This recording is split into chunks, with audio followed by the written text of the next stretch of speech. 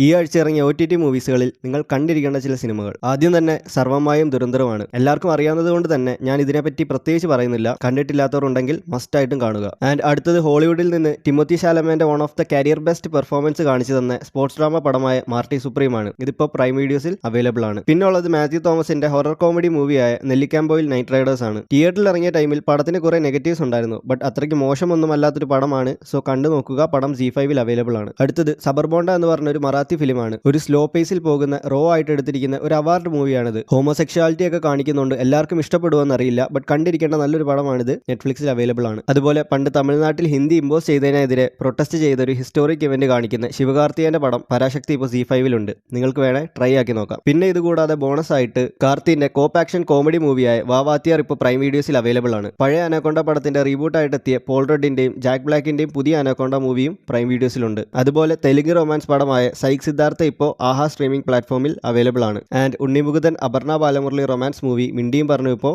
Sun നെക്സ്റ്റിലുണ്ട്. And അവസാനമായിട്ട് dance കളിക്കാനും നടക്കാനും വരെ ബോഡി ഡബിളിനെ വെച്ച് പ്രഭാസിന്റെ രാജാസാബ് ഇപ്പം ഹോട്ട്സ്റ്റാറിൽ അവൈലബിൾ ആണ്. ഈ പറഞ്ഞ സിനിമകൾ കാണേണ്ടവർക്ക് കണ്ടു നോക്കാം. അപ്പോൾ ബൈ.